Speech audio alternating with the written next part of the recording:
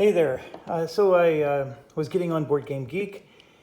We're not going to be doing the military phase yet. I'm still at work. This is just a break. And maybe later tonight I'll be able to get to this. But I did want to cover something really quick. And that was the, with the Romans and the Byzantines, they get this income. As you can see here, 2 victory points for each non-heretical Roman province. So it's 2 victory points of each non-heretical Roman province. So there's 100 ways to interpret this.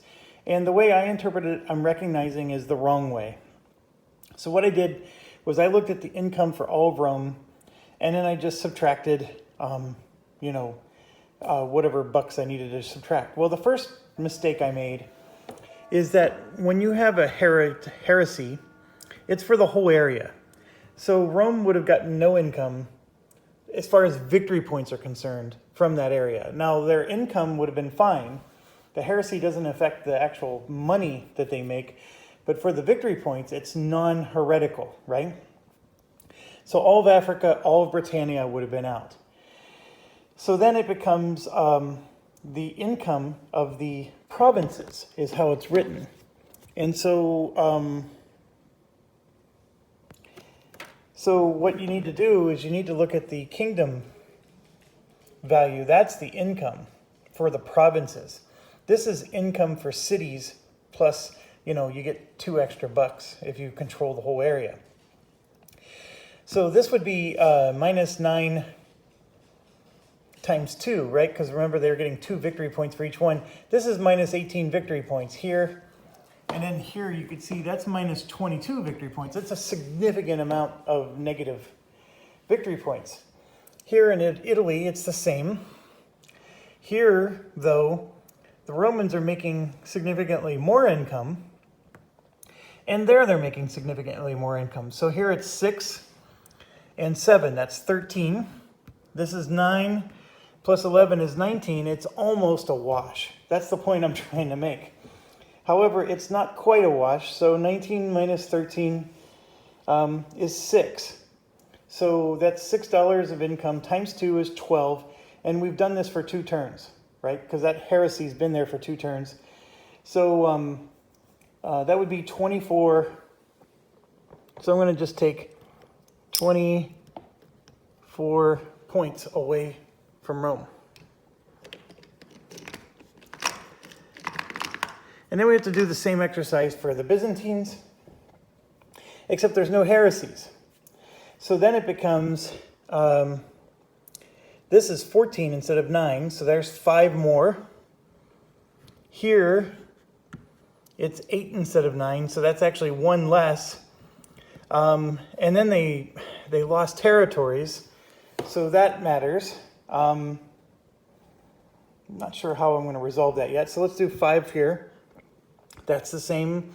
That's 2 more for 7. 1 more for 8. And this is the same. They're both 6.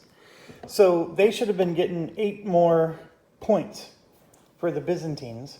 Times 2 rounds would be 16 more points. And then they're going to lose, that's a half.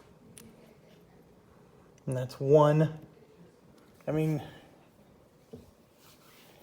So that would go down to 15 points. And it's only for 1 round. It wasn't for 2. So they actually gain 15 points. So we just took away 25 and gained 15 more. So it had an overall net loss of 10 to the red player. That exercise was not even worth going through, to be quite honest with you. Obviously, the heresies could impact it in other ways, but when you start adding province income that are Catholic, you're going to end up adding more points than if you just did it the way I was doing it, which I was taking empire income and just giving them points for that. So I don't think 10 points is going to make or break the world here. They're still at hundreds of points. But that's it. I mean, there is an argument that Egypt is are they really Catholic? And I think the answer is yes, because the way the rules work is the religion is based on who controls the area. And this is way at the end. It's one of the very last sections. It's an extremely annoying thing. Now, some guy made an Excel spreadsheet, Jesus something or other, and I just want to give a big shout out at that. It looks very awesome. I don't have a computer right here at my board game table, so I'm trying to get it onto my iPad, so maybe I can use his spreadsheet here. There's always complications with that, but he made a spreadsheet that calculates income. All you have to do is say who controls what area. That might be more time consuming than calculating the income. I doubt it, because once you get all these nations on the board, it's actually going to be quite cumbersome.